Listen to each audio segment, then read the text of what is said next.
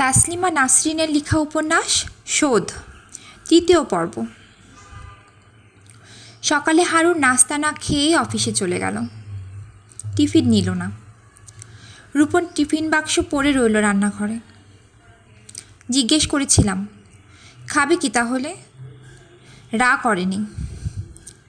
হারুন চলে গেলে আমি বাড়ির সবার জন্য নাস্তা বানিয়ে সবাইকে খাইয়ে নিজে খেয়ে হারুনের শার্ট, প্যান্ট, মোজা ইত্যাদি কী ধুতে হবে রোশনীকে দিয়ে ঘরের আসবাবপত্র ঝেড়ে মুছে জানালায় দাঁড়িয়ে আকাশের দিকে তাকিয়ে থাকি।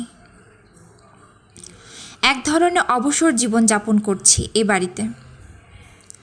বিয়ের পর থেকেই এই অবসর যাপন চলছে আমার।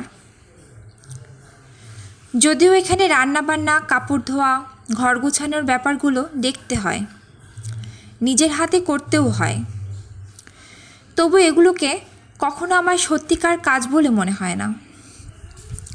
এর জন্য রোশনী আছে, আর রোশনীকে সাহায্য করার জন্য শাশুড়ি আছে। আমি এসব কাজে জড়িত না হলেও সংসার ঠিক এভাবেই চলবে, আগে যেমন চলছিল। যে কাজগুলো আমি নিজে হাতে সারলে বাড়ির সবাই খুশি হয়, তা সেরেও দেখি সময় থেকে যায় হাতে অনেক। সেই সময় নিয়ে ঠিক বুঝে পাই না কি করব আমি, বা কী করা উচিত। সময়গুলো আমার সারা গায়ে বিষ পিঁপড়ের মতো কামড়াতে থাকে। ঘরে বসে থাকার মেয়ে আমি কোনো কালেই ছিলাম না। ছোটবেলা থেকেই কেবল ছুটে বেরিয়েছে। নূপুর ছিল চুপচাপ মেয়ে, কোথাও বসলো তো বসলই। অত ধৈর্য আমার ভিতরে ধারণ করতে পারিনি। যখন ছোট ছিলাম, মা একবার আমাদের দু বোনকে নতুন ফ্রক পরিয়ে এক পীর বাড়িতে নিয়ে গিয়েছিলেন। মার সঙ্গে বসে নূপুর পীরের বাণী শুনে গেল কয়েক ঘন্টা ধরে, আর আমি বাগানের আম গাছের মগডালে উঠে কোচর ভরে আম পেড়ে আনলাম। এ করেও থেমে থাকিনি। পাড়ার ছেলে মেয়েদের সঙ্গে বৌচি খেলে, কাটা গাছে জামা ছিঁড়ে কাদায় পিছলে নতুন ফ্রকের 12টা বাজিয়েছিলাম। ছোটবেলাতেই কেবল নয়, পুরো বড়বেলা জুড়ে দুরন্তপনা আমার স্বভাব ছেড়ে কোথাও যায়নি। গাছ দেখলেই গাছে চড়ার ইচ্ছে কোনোদিনও মরেনি।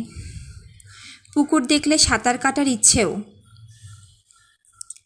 এই কদিন আগে নূপুর ব্যাংক থেকে বাড়ি ফেরার পথে আমাকে দেখতে এসেছিল এই বাড়িতে। ও ধানমন্ডি শাখার সোনালী ব্যাংকেই কাজ করে, থাকে গ্রিন রোডে।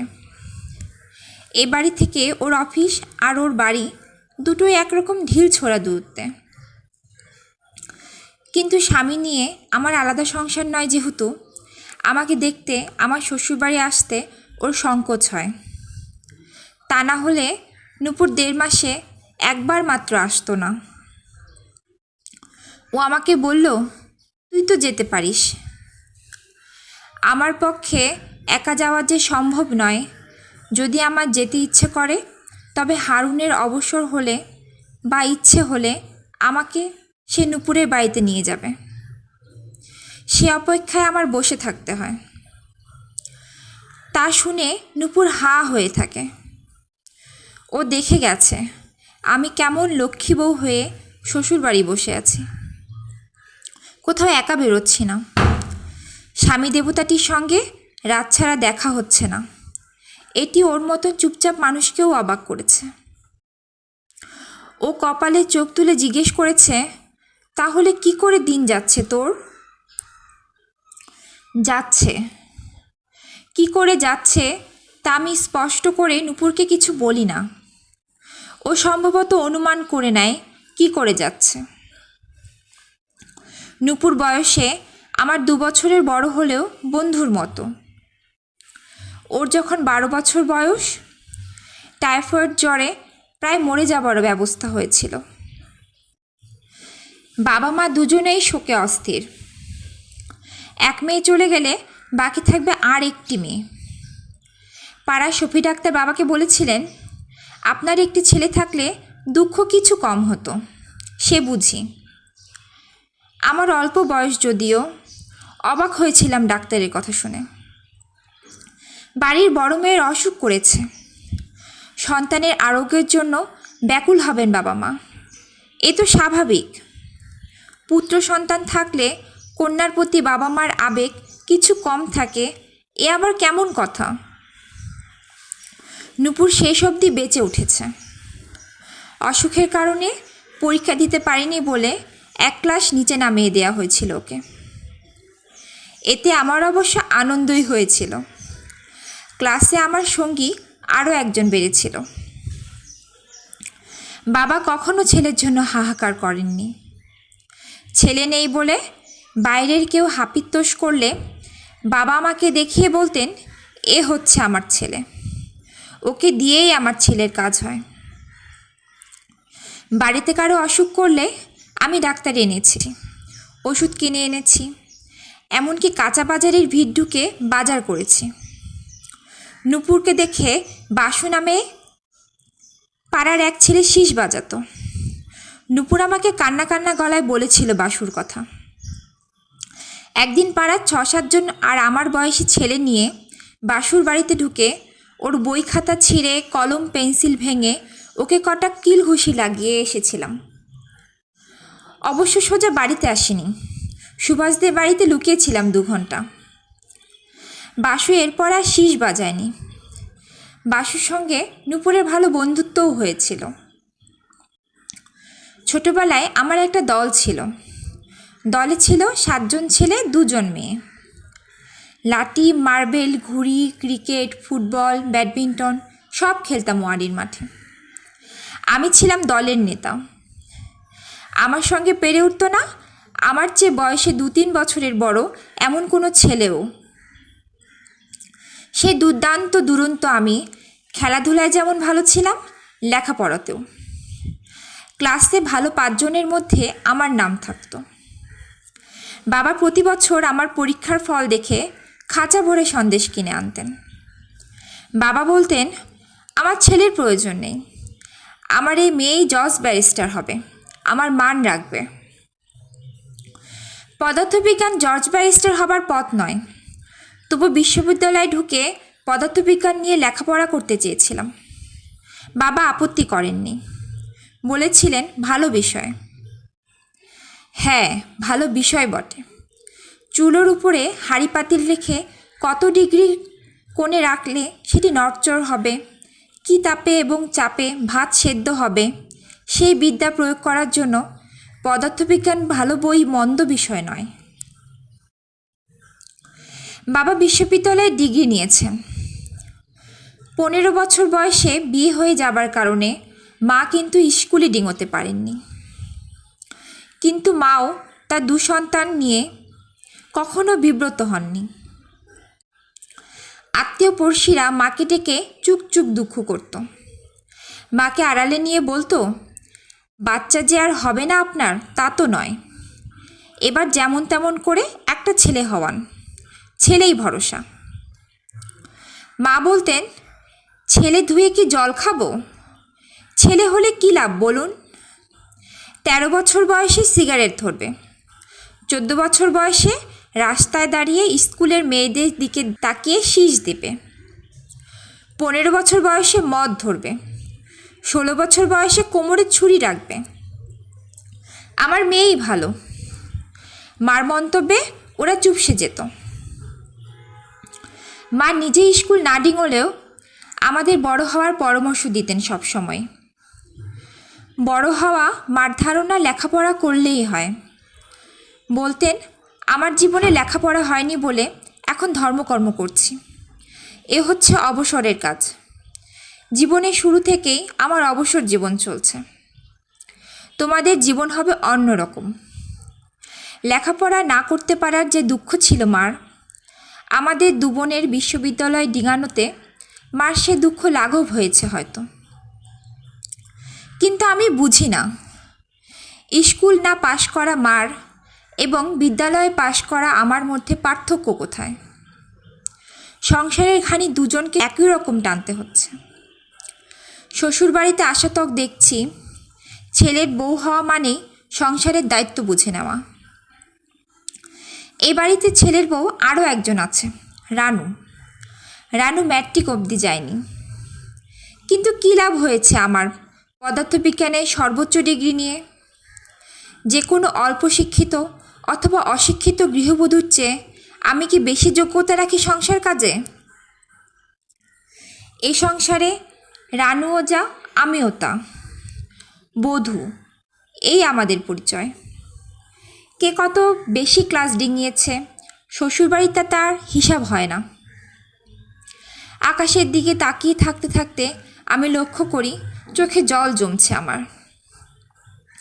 আঁচলে সে জল দ্রুত মুছে নিয়ে আমি হারুনের অফিসে ফোন করি। হারুন ফোন ধরে আমার গলার স্বর শুনে বলে, কি ব্যাপার, কি হয়েছে? কিছু হয়নি, এমনি এমনি। কোনো কারণ ছাড়া আমি ফোন করেছি শুনে সে বিস্মিত। অথচ এই হারুনকে বিয়ের আগে যখন তখন অফিসে ফোন করতাম। তার ব্যস্ততা বলে কিছু ছিল না তখন। কখনো জানতে চাইনি কেন ফোন করেছে।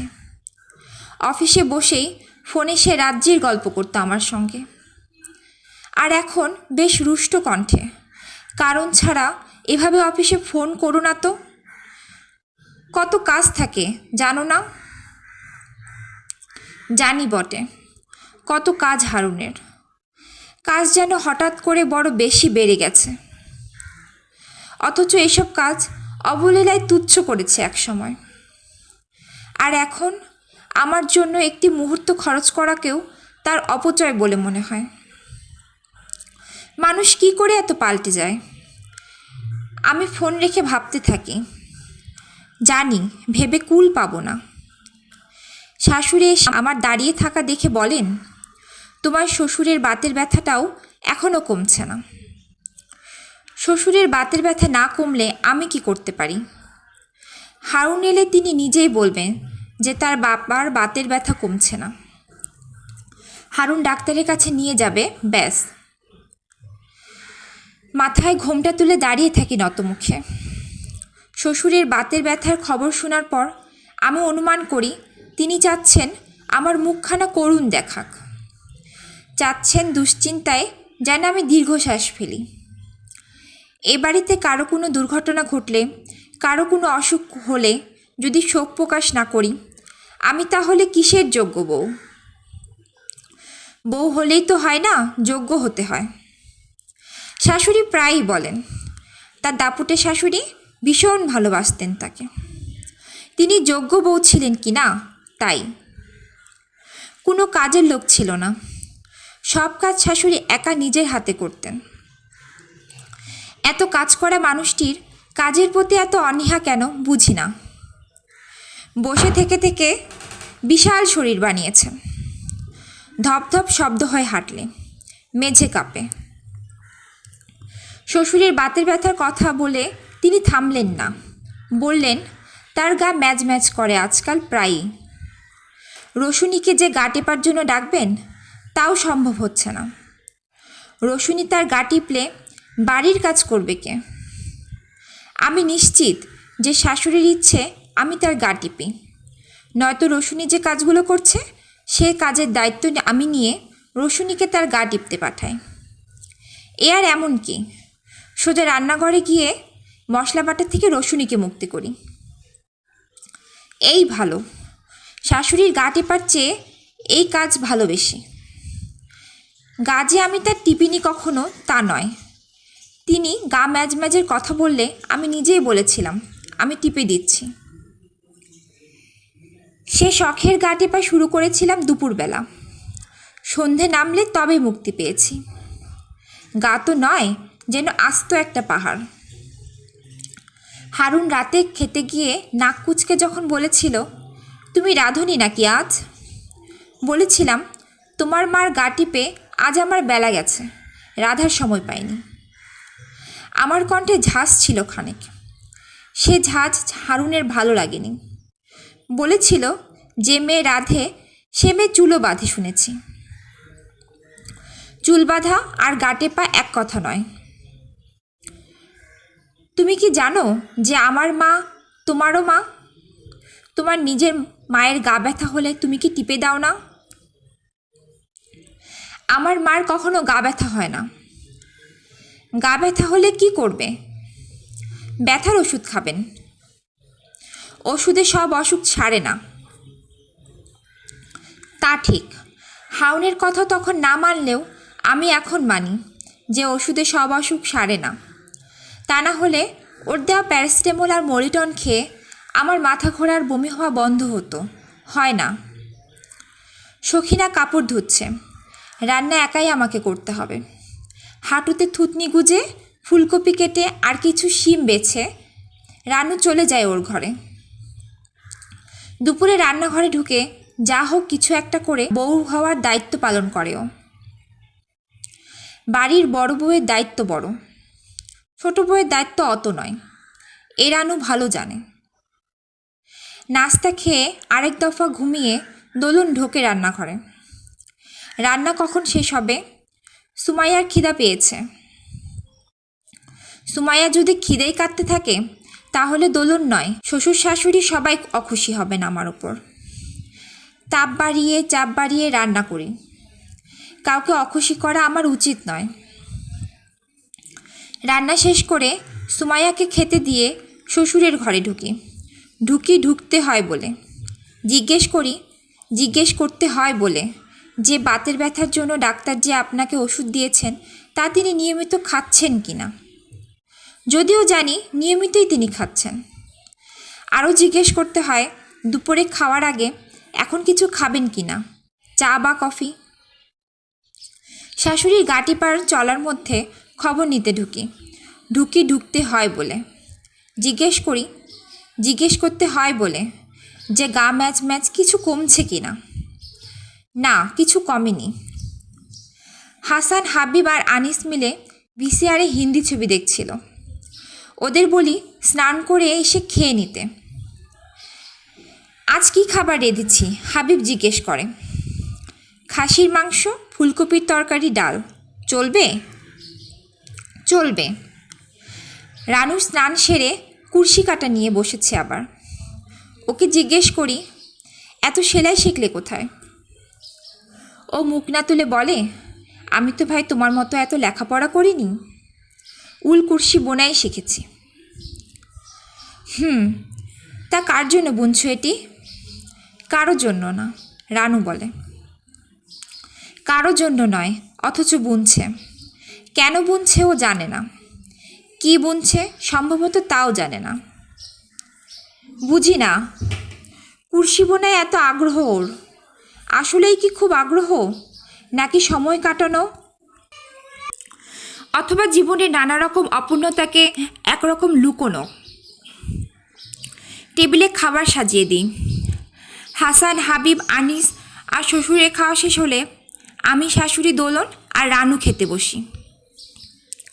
আমাদের খাওয়া শেষ হলে রসুনি আর সখিনা বউয়ের যাবৎ কর্তব্য পালন করে যখন জানালায় দাঁড়াই, মনে হয় কারোর জন্য অপেক্ষা করছি বুঝি। কেউ আসবে বলে তাকিয়ে থাকছি। কার জন্য অপেক্ষা করব? হাউন আসবে শেষ বিকেলে। মাঝে মাঝে ভাবি হঠাৎ হয়তো সে চলে আসবে একেবারে ভর দুপুরে। যখন আমি স্নান করে বেরোই, মাথায় তোয়ালে পেঁচানো, আট পরে শাড়িতে আমাকে তখন বড় স্নিগ্ধ লাগবে দেখতে। হাউন আমাকে জড়িয়ে ধরবে, বুকের মধ্যে আমাকে মিশিয়ে বলবে, উফ, তোমার শরীরটা তুলোর মতো নরম লাগছে। বিয়ের পর হারুন 3 দিন ছুটি নিয়েছিল। এক মুহূর্ত আমার চোখের আড়াল হয়নি। দুপুরবেলা স্নান করতে গেলে আমাকে টেনে ঢোকাতো স্নান ঘরে। নিজে উলঙ্গ হয়ে আমাকে উলঙ্গ করত। ঝর্নার তলে দাঁড় করাতো আমাকে। অদ্ভুত এক আনন্দ হতো আমার ভেজা মসৃণ শরীরটিতে হাত বুলিয়ে সে উৎস হয়ে উঠত। ও সময় হারুন 5-6 বার শরীরের গভীর খেলা খেলত। এখন এই 1.5 মাসে সেটি একবারে এসে দাঁড়িয়েছে। সময় কোথায়? অফিস থেকে ফিরে বাড়ির সবার খোঁজ খবর নিয়ে, কার কী প্রয়োজন ইত্যাদি জেনে, খেয়ে দেয়ে টেলিভিশন দেখে যখন শুতে আসে, তখন অনেক রাত। তার ক্লান্ত শরীর একবার আমার শরীরের সঙ্গে মেশে। ঘুম এলে আমার দিকে পিঠ ফেরে শয়। এভাবেই আমাদের যৌথ জীবন যাচ্ছে। দিন যত যায় তীব্রতা তত কমে যায় আবেগের। তাই কি? আমার খুব ইচ্ছে করে শিপ্রার কাছে জিজ্ঞেস করতে, যায় কি? শিপ্রার বাড়িতে ফোন নেই যে জানা যাবে। চন্দনার কাছেও জিজ্ঞেস করা যেত, কিন্তু ওর বিয়ে হয়নি, নাদিরারও বিয়ে হয়নি। আসলে ওদের কাউকে ফোন করতে ইচ্ছে হয় না আমার।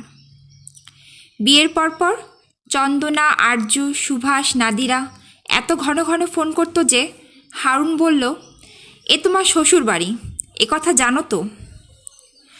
আমাকে কতবার যে হারুন মনে করিয়ে দিয়েছে এ আমার নিজের বাড়ি নয়, এ হচ্ছে শ্বশুর বাড়ি। ফোনে ওদের সঙ্গে কথা বলতেও আড়ষ্টতা ছিল আমার। বাড়ির লোকেরা দাঁড়িয়ে থাকতো সামনে। এরপর হঠাৎ বাড়ির ফোন নাম্বার পাল্টে দিল হারুন। কেন পাল্টালো? কারণ চাকরি পেতে লোকেরা নাকি বাড়িতে ফোন করে তাকে বিরক্ত করে।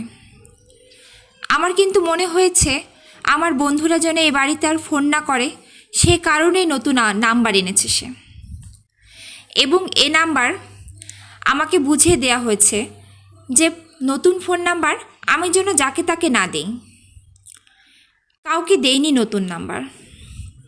হারুন দিতে না বলেনি, কিন্তু ওর গোপন ইচ্ছেটুকু আঁচ করতে পেরেছিলাম। হারুন হন্তদন্ত হয়ে সন্ধ্যায় ফেরে অফিস থেকে। তার এক্ষুনি এক নেমন্তন্ন খেতে যেতে হবে। তোমার একার নেমন্তন্ন? জিজ্ঞেস করছিলাম। সাধারণত বিবাহিতদের নিমন্ত্রণ করলে সস্ত্রীক করা হয়, কিন্তু হারুন আমাকে তার সঙ্গে যেতে বলে না, বরং তার শার্ট প্যান্ট তড়িঘড়ি করে ইস্ত্রি করে দিতে বলে। আমি যখন ইস্ত্রি করছি হারুন জিজ্ঞেস করে, আচ্ছা কী উপহার নেওয়া যায় বলো তো? ফুল নাও। আরে ধুর, ফুল কি করে নিই, এ তো বিয়ের নিমন্ত্রণ। শাশুড়ি পাশেই ছিলেন, বললেন কোরআন শরীফ আর জায়নামাজ দে, সবচেয়ে ভালো উপহার। ভাবছি ডিনার সেট দেব। দোলন ঢোকে আলোচনায়। কি যে বলো ভাইয়া, এত দাম দিয়ে ডিনার সেট দেবে কেন? টি সেট দাও, দাম কম পড়বে।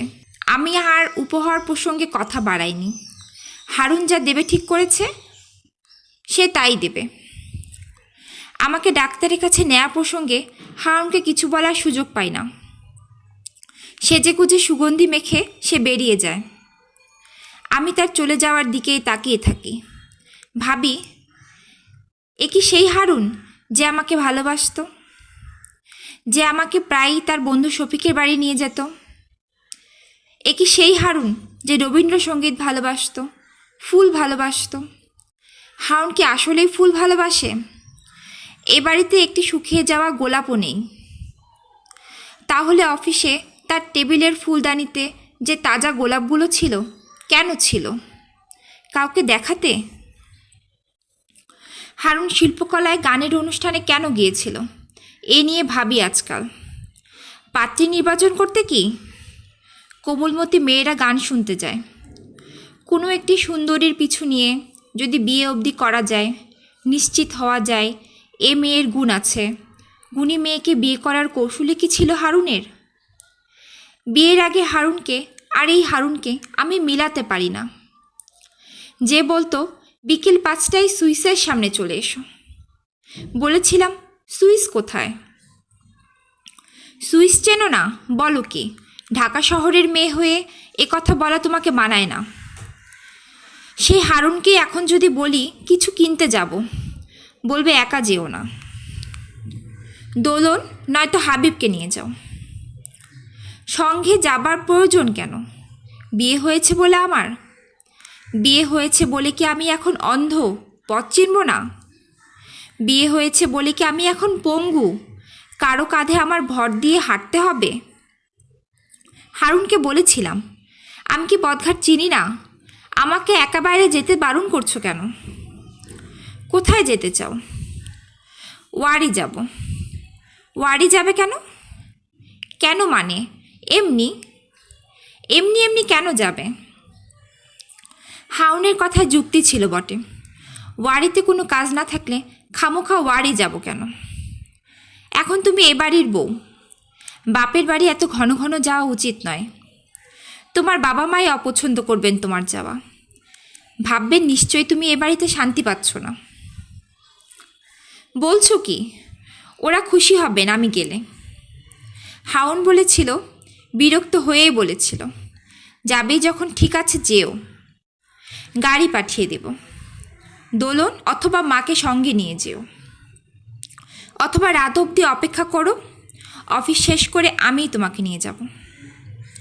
বিকেল থেকেই শাড়ি পরে ওয়ারি যাবার জন্য তৈরি হয়েছিলাম। হারুন অফিস থেকে ফিরে বললাম, চলো দেরি হয়ে যাচ্ছে। আমার এত ক্লান্ত লাগছে, এখন আবার বাইরে যাওয়া। তুমি তো বলেছিলে যাবে। তা বলেছিলাম। আচ্ছা, ওয়ারিতে কি খুব দরকার তোমার যাওয়ার? খুব দরকার না থাকলে খামোখা যাওয়ার কোনো মানে হয়? গাড়ির তেল খরচেরই বা কী দরকার? এসব মন্তব্যর পর আমার আর যেতে ইচ্ছে করেনি। বলেছি বাদ দাও। আমি যে খুব খুশি হয়ে যাওয়া বাদ দিয়েছি তা নয়। তা দেখেও সে রাতে একবারও হারুন আমার মন ভালো করার কোনো উদ্যোগ নেয়নি। বাবার বাড়িতে না হয় নাই গেলাম, কিন্তু এরকম বেকার বসে থাকাই বা কতদিন? হারুনকে তার পরদিন সকালে যখন অফিস যাচ্ছে বলেছিলাম, লেখাপড়া করেছি কি ঘরে বসে থাকার জন্য? রাত জেগে জেগে পাশ করেছি, কঠিন কঠিন সব পরীক্ষা কেবল সংসার ধর্ম পালন করার জন্য? হারুন চমকে তাকিয়েছিল আমার দিকে। কি বলতে চাচ্ছ কি?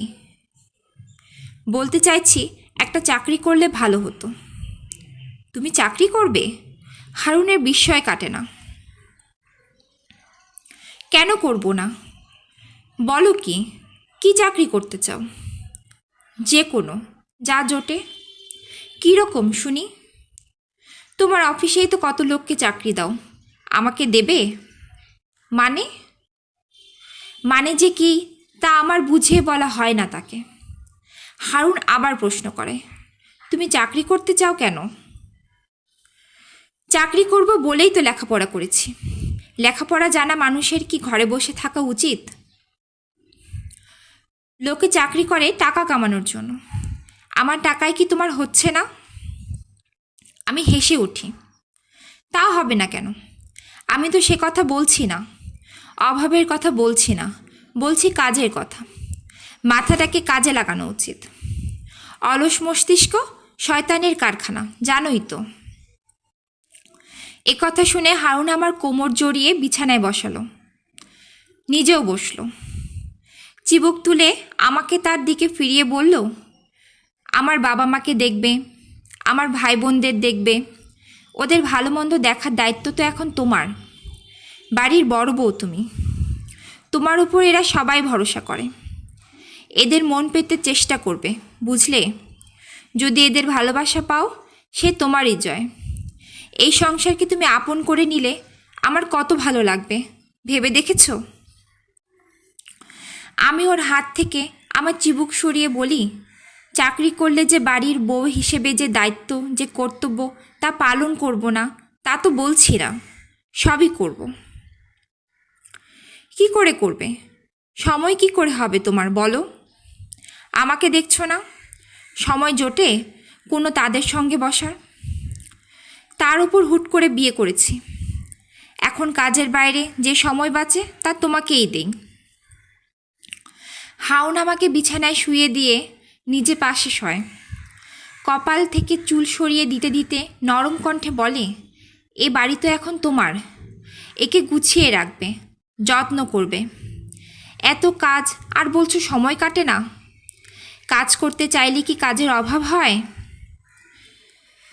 আমি দীর্ঘশ্বাস ফেলি।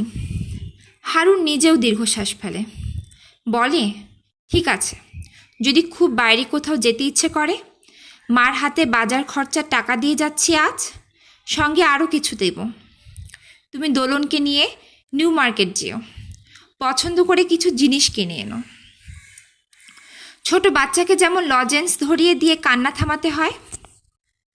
হারুন আমার হাতে চাকরির আবদার মেটাতে সেরকম লজেন্স ধরিয়ে দেওয়ার মতো বাজার করার টাকা দিয়ে চলে গেল। আর হারুন বেরিয়ে যাওয়ার পর বিকেলে দোলনকে সঙ্গে নিয়ে বাজারে গিয়ে কিছু হাঁড়ি পাতিল আর কিছু কাপড় চোপড় কিনি। হারুন রাতে জিজ্ঞেস করেছে কি কেনাকাটা করেছি। বলেছি হাঁড়ি পাতিল। দেখালাম ও এনে। বাহ, বেশ সংসারী তো তুমি। আর কি কিনলে?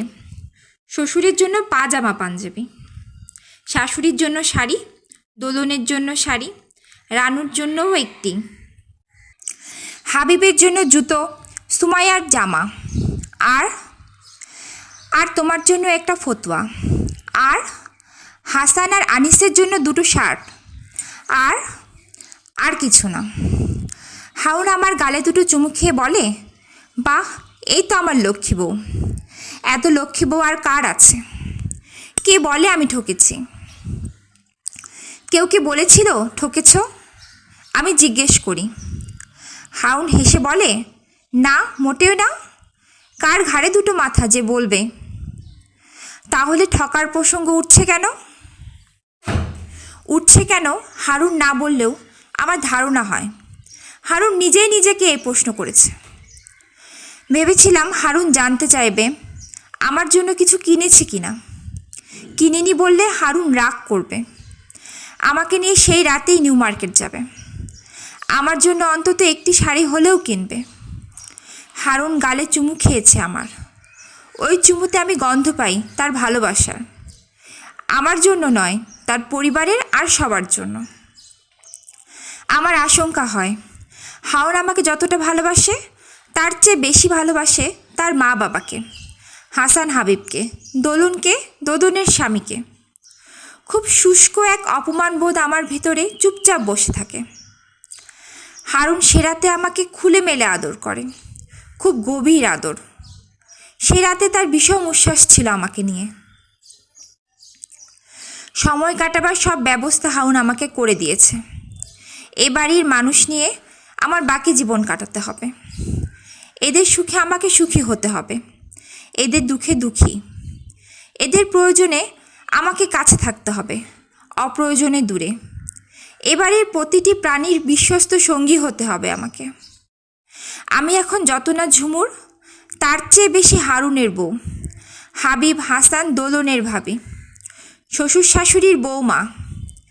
নিজের অস্তিত্বকে আমি বিলীন করেও বাড়ি সবার সুখে সুখী আর দুঃখে দুঃখী হয়েও আমার আরও কিছু হতে ইচ্ছে করে, আরও কিছু করতে। বিয়ের পর হারুন আমাকে নিয়ে দুদিন কেনাকাটা করতে গেছে। নিজে পছন্দ করে শাড়ি কিনে এনেছে আমার জন্য। শাড়ির প্যাকেট আমার হাতে দিয়ে মিষ্টি হেসে হারুন বলেছে, তোমাকে ভালোবাসি কিনা বলো তো। এই কথাটি হারুন তখন না বললেও পারত। শাড়ি দেওয়ার সঙ্গে ভালোবাসাকে ঠিক মেলাতে পারি না। শাড়ি তো পয়সা হলেই পাওয়া যায়। কেউ খানিকটা উদার হলে শাড়ি কাপড় বিলোতে পারে। জাকাত দেওয়ার সময় এলে সারা দেশে কয়েক লক্ষ লোক শাড়ি বিলোয়। শাড়ি তো হারুন তার ভাইয়ের বউকেও কিনে দেয়, তার মাকে দেয়, বোনকেও দেয়, রসুনিকেও দেয়, সখিনাকেও দেয়। আমি আর ওদের চেয়ে পৃথক হলাম কই? ভালোবাসা বোঝানোর জন্য অন্য কিছু নেই? রাতে এক বিছানায় শোয়াটাই হয়তো অন্য কিছু, কিন্তু শুতে তো পুরুষ লোকেরা যে কোনো মেয়ের সঙ্গেই পারে, ভালোবাসা ছাড়াই। এই যে রাত নামলেই বেশ্যালয়গুলো ভরে ওঠে পুরুষে, কজন পুরুষ ওখানকার মেয়েদের ভালোবেসে স্পর্শ করে? আপনারা এতক্ষণ শুনছিলেন তাসলিমা নাসরিনের লেখা উপন্যাস শোধের ৩য় পর্ব। ভুল ত্রুটি ক্ষমা সুন্দর দৃষ্টিতে দেখবেন। আমার গল্প পাঠ যদি আপনাদের ভালো লেগে থাকে দয়া করে আমার চ্যানেলকে সাবস্ক্রাইব করবেন, আপনাদের কমেন্টগুলো জানাবেন এবং সবাই ভালো থাকবেন। ধন্যবাদ সবাইকে।